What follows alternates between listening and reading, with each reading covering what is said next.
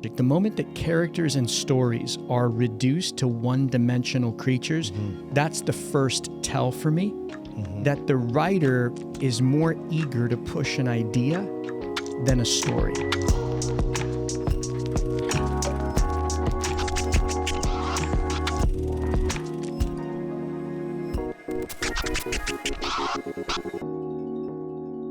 Welcome to Storia, where storytellers disrupt. I'm David Noroña. And I am Fabiano Altamura. And before we dive into a very exciting topic, we just want to remind you to subscribe, download, and like us.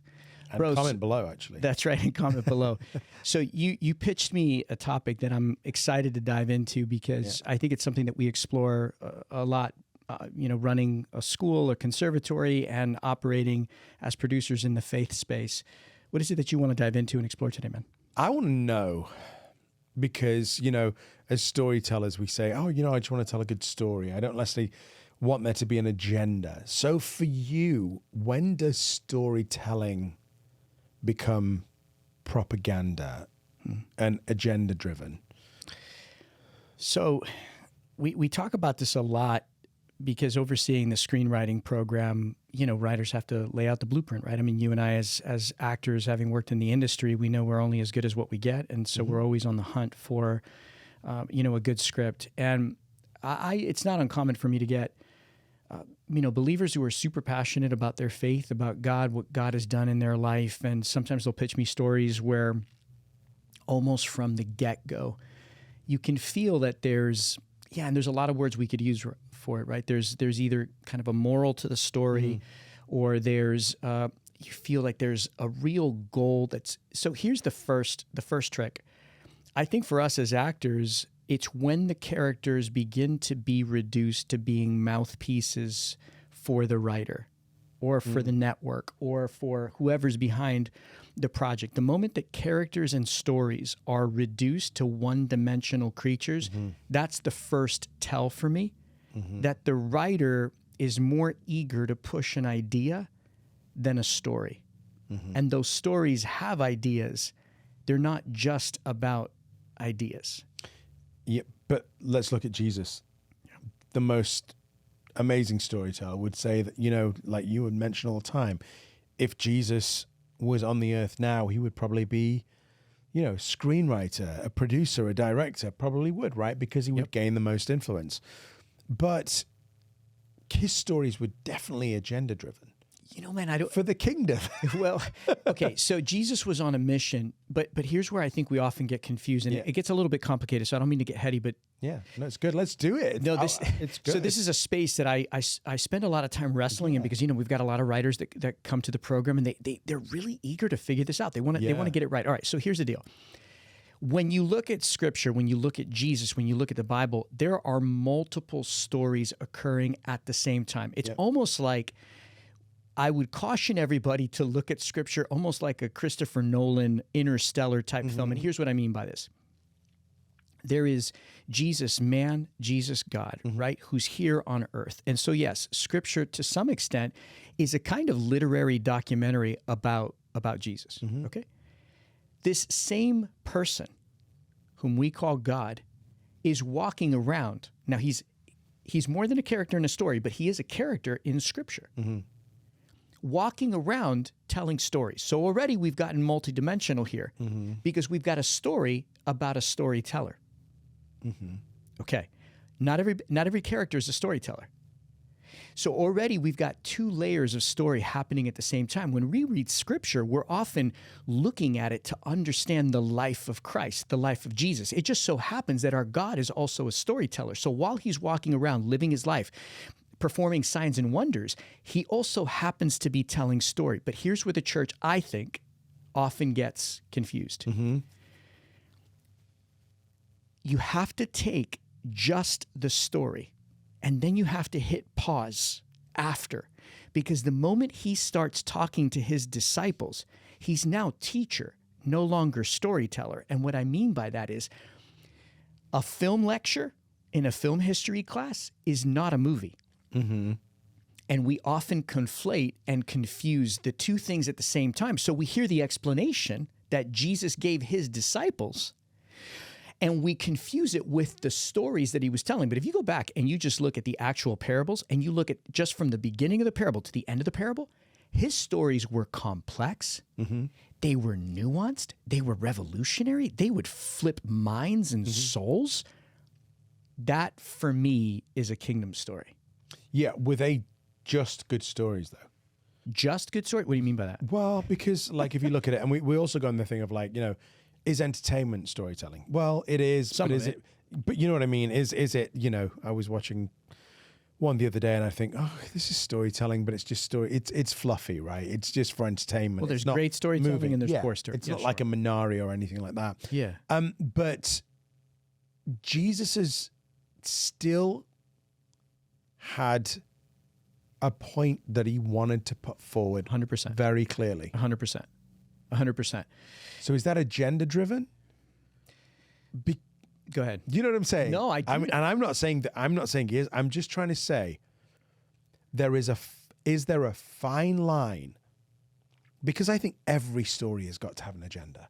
It does, and that's what frustrates me sometimes when people. And I'm not saying you said this, but I want to tell a story without an agenda. I'm like, how can you tell a story without an agenda? All right. So I think what happens is, look, it's a great word because it's a great word in that I'm having thoughts and feelings about the word, which is a great word for you to use because you're right. It's commonly used. All right. Here's the thing. I think when we talk about an agenda,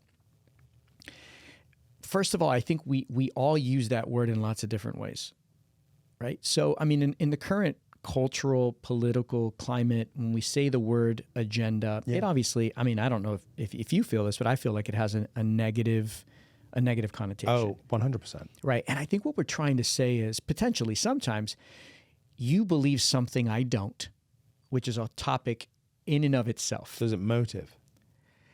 Well, I think we're in a moment where we are struggling to disagree without eviscerating and insulting each other. And I think we can have disagreements without annihilating each other. 100%.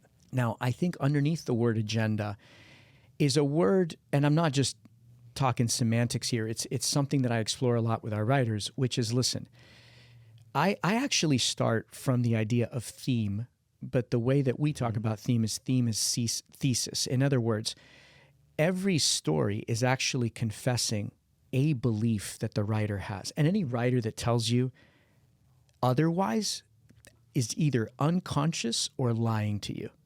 Mm-hmm. Because the Lord says, out of the abundance of the heart, the mouth speaks. Yeah. And I usually playfully paraphrase that and I say, you know, and the hand writes and the body dances, because whatever's in here is going to come out of us. Of course. Yeah. So if what we mean by agenda is there's no storyteller, dancer, director out there who has a completely empty heart and doesn't reveal himself through his art, yeah, then I would agree with you. There's not a story on the planet, because it would be a story told by Chat GPT. Yeah, or it's the artist's signature. Yeah. Or identity in the piece. Yeah, it's going to ooze out. Which is going to ooze out. Like, you know, my life word is style, and Fab's style is going to emerge in anything that he chooses to act in or direct. You know what I mean? One of my favorite things is when Fab walks in the room and he hasn't seen you for a while, the first thing he'll do, and it doesn't, I mean, it's not an insult, it's just super charming now, is he'll look you kind of like from foot up to hair, because he's also, by the way, not just a style guy, but he's also a really fantastic hairstylist. He cuts my hair off. Not this one. And anyways, he'll look you up and down, and he'll kind of just assess the state of affairs. No, so you know what I mean. I mean, I think there's a difference. I think here's where have you seen the movie Look Up Now? Look Up Now. I think it's Look Up Now. It's with Leonardo DiCaprio. Yeah, sure. You can smell the agenda of climate change. Sure. And that's for me where I feel soiled when I've watched a movie, is that I feel like something is being forced on me. And I'm saying you can feel this in the faith space as well. Mm-hmm. Something is being forced on me rather than like telling a really good story. Right, because there's a betrayal there. Right. There's a betrayal with the audience. What it is at some point, whether it's in that film or other films, again, I mean, and this, by the way, this is true for secular films, and this is true for faith-based films, because we're all guilty of this particular thing. When I so want to make my point that I end up diminishing the story or the characters. When the characters cease to feel like human beings and become mouthpieces towards an agenda, then I think we feel betrayed. We do, but how do we know that though? Because like, Look Up Now could have just been the artist's piece of work where he's like, I really do believe that this needs to be changed. Like, for example, we want to make family content to restore family values. Sure.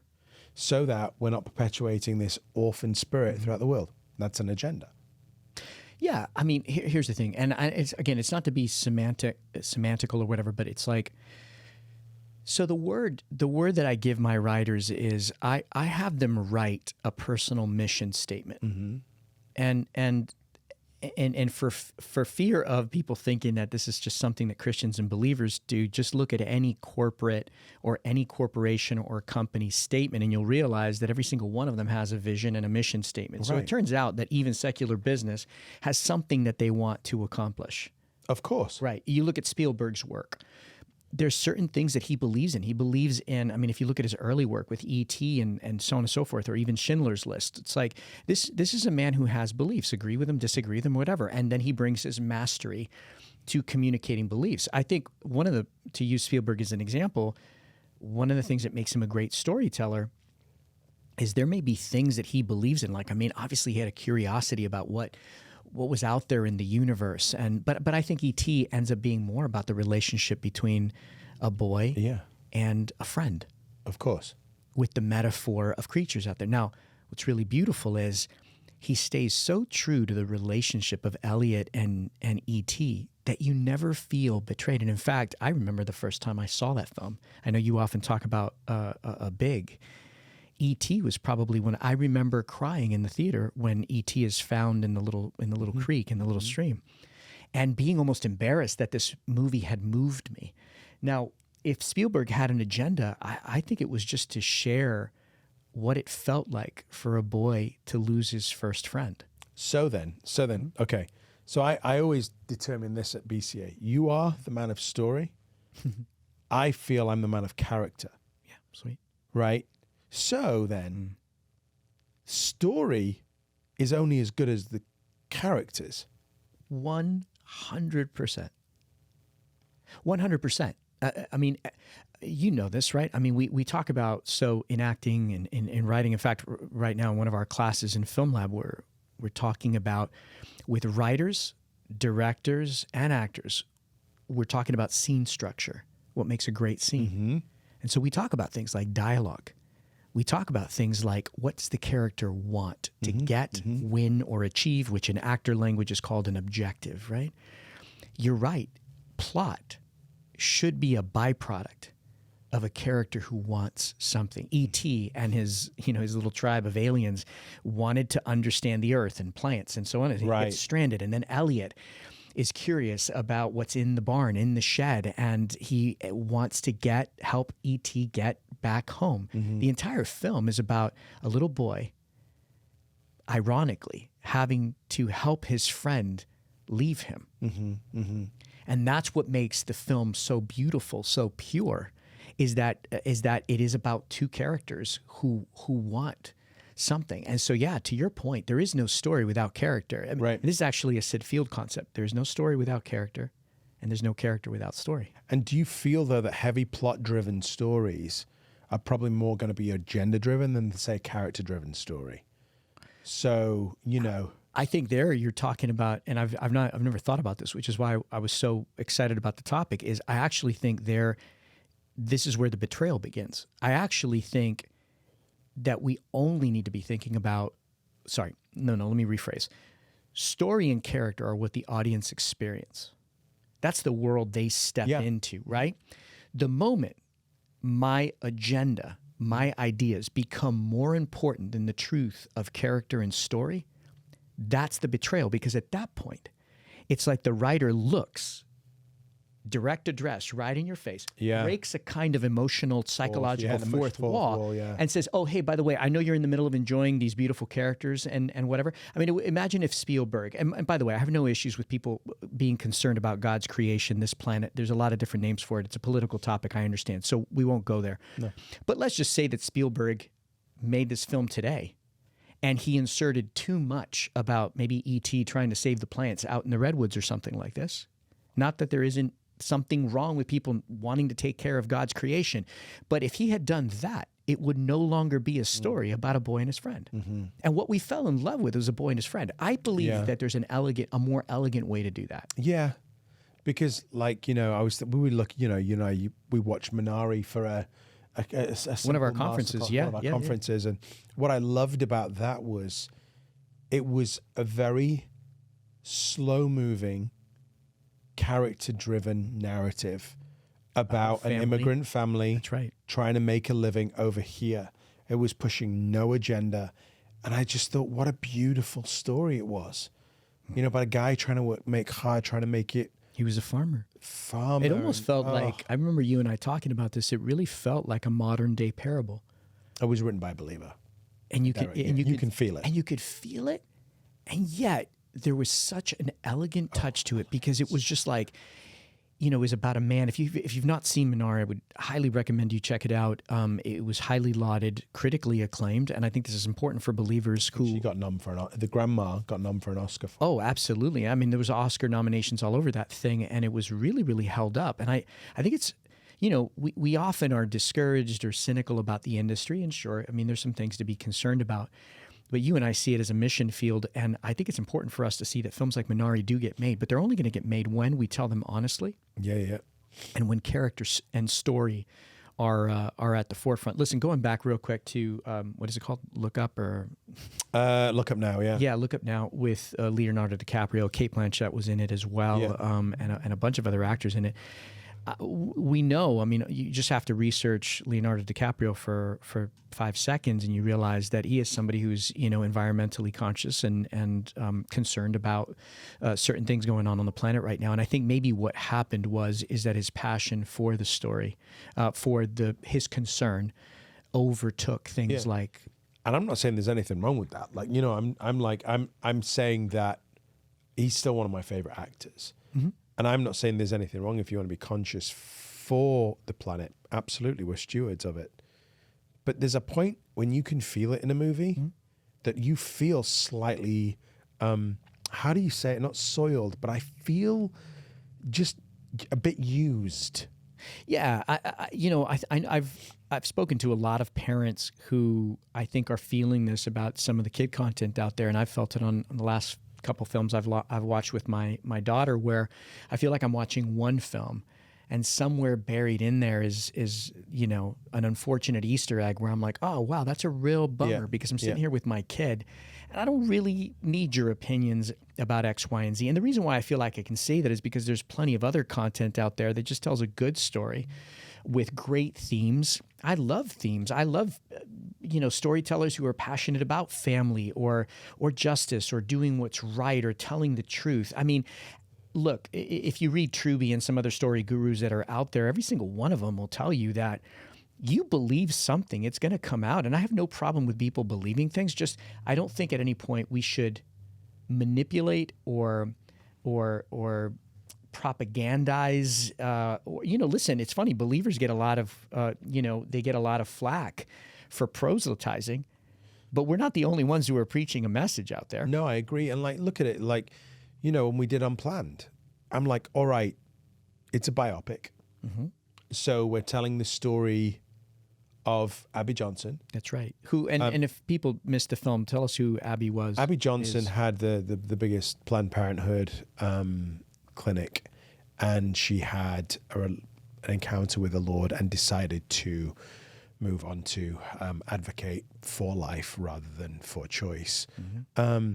It was a lightning rod film that came before the Supreme Court decision. Mm-hmm. I think in some ways, that film actually tipped the scales. Well, yeah, I would 100% agree. But when you look at doing a movie like that, then Are we telling just a good story? I would argue yes, but I would argue people would say you're not. You are distinctly have an agenda. But you know why? Listen, so here's the thing. We use that word agenda whenever we disagree. That's good. Now, that's a good distinction. I think that's what we do. We say, oh, you've got an agenda. Listen, we've all got opinions. We've all got beliefs. When I use the word agenda, I think we commonly use it when we disagree with the person who has a belief. Right. Which is a good distinction then. Well, maybe, but I think what I'm saying is like, oh, you're using that word simply because you disagree with me, not because you come completely unblemished and pure to your storytelling. Listen, I don't know, man. I think we all have something that we want to say and do, but I think if we're going to do it excellently, and this is, I think, look, if we as believers are sick of so-called secular agenda, I think we should also take a look at the quality of our storytelling. Because I think the other thing that agendas do, meaning, again, we're using the word agenda when the point that I want to make is more important than the quality of the storytelling. Which, to be honest, happens probably more in theater than it does in film. How so? I don't know. It feels like theater is definitely a voice piece, or like a medium of where people are really wanting to push agendas forward. You think that's a now thing or an always? I think it's always been that thing. Huh. I think it's always been that way. I don't know. When you look at the classics, when you look at Tennessee Williams, when you look at some of the other greats, you feel that? You see that? I mean, you did The Crucible, for instit. I mean, that was a huge agenda-driven piece. I mean, it really was, wasn't it? Even though it's a classic, and it really was a huge agenda-driven piece. I mean, listen, he for those of you that may not be familiar with the piece, Arthur Miller, it seems to be about the Salem witch trials. Witch trials, but he uses that as a device, though, doesn't he? Right, and for what? To deal with what topic? McCarthyism. Right. Which, by the way, I think is a brilliant device to deal with a topic. And I think it's ironic, right? Because, I mean, you're talking about a time when screenwriters' careers and artists' careers were being eviscerated for even just an accusation. But here's what's interesting. So, there was definitely something he wanted to accomplish. Yeah. But I was fascinated by how you utilized the piece. Why did you choose to do The Crucible at a Christian university, because it wasn't for the faint of heart? But there was a particular reason why you chose that piece. Why? There was a message that I wanted to put across. So again, we're probably using agenda, which has a really negative connotation. I just wanted to show that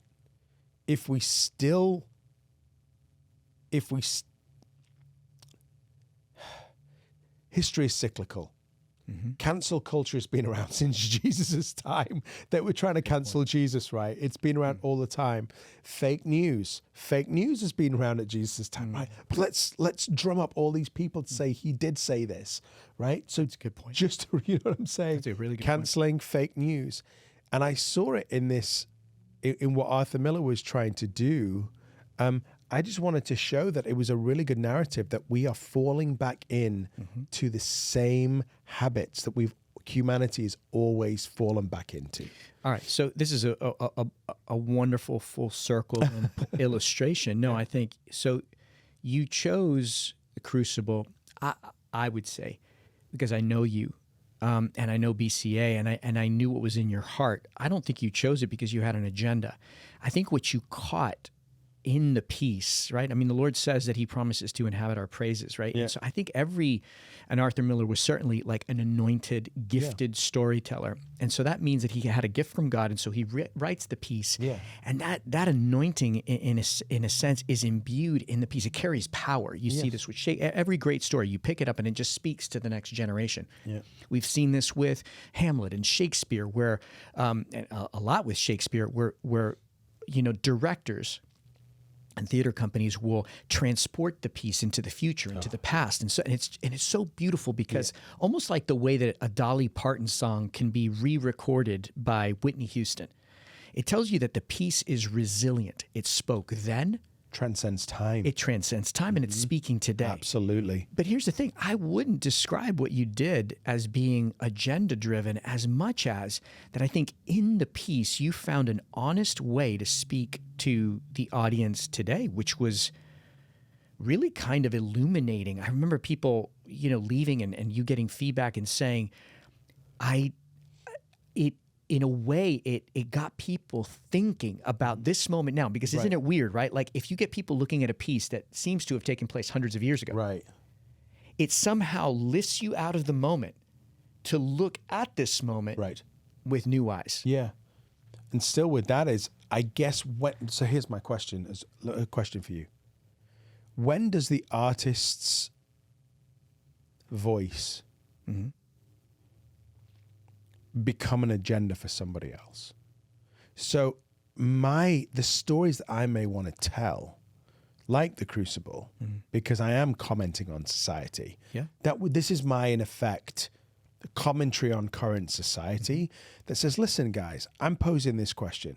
If we continue to do this, I reckon it's just going to keep perpetuating, and it's not healthy. That's my take. It's I want to say through somebody else's work. But somebody may all say, dude, that's well agenda driven. Okay, you use so interesting. I know it is. I think it's a fascinating question. But here's what I would say: and I think you said it. You were asking a question, and I think the question was more important to you than the answer or the conclusion. I think your goal, your agenda, was to provoke thought. Right. And I think if you look at Jesus, he wasn't sitting around explaining it to the audience. In fact, his disciples would often walk away and say, "Hey, Jesus, listen, I don't know if you picked up on this, but people were a little confused by what you had said. But you may want to just go back and maybe just work on the script." And Jesus was like, listen, if you don't get this story, in that case, he's talking about the parable of the sower, which I think is a key story to all story that Jesus, he says, in fact, about the parable of the sower, which is about a storyteller. It's about a guy sowing seeds. Right. And the seeds are the story of God. Yeah. And he says, listen, if you don't get this story about the conditions of the audience's heart, of the four soils or four heart conditions, then you won't understand anything else that I have to do or say. Right. And this is what he was saying. The point that he was making was some people are not going to get it. And I think this is the problem with some of that bad secular storytelling and faith, is that we care more about being certain that the audience agrees with us by the end of 2 hours than getting them to think. And I think that's the biggest mistake. Yeah, I do. And I think that's why I love, I don't know if it's just me, but I have a real penchant for the cautionary tale, just because the cautionary tale for me does typically leave it hanging on that question. It doesn't actually have to say, oh, well, the cautionary tale indulges in, I don't know, in the negative side of humanity or the dark side of humanity. I don't think it does. But what it does do is it shows, listen, if we don't do this, this could happen. Are you okay with this? Go back and look at the parables of Jesus and see how many cautionary tales end with, oh, and by the way, if you end up making this choice, you might be gnashing your teeth and banging on the door and not let in, right? I mean, with the guy, invited to the wedding, or with the brides and the bridegrooms and the oil and being prepared, or the man who was storing up the wrong stuff up in his barn. All of those are cautionary tales. Right. Jesus had no problem telling cautionary tales where he's like, so I know a guy, and this is how he lived his life. But the beautiful thing about Jesus, you get to the end of the story and he'd be like, the end. Right. He who has ears, let them hear. Right, he didn't feel he necessarily had to explain it, which comes to another side of story. Then there's a feel-good element of story. Sure. There's the inspirational side of story. Absolutely.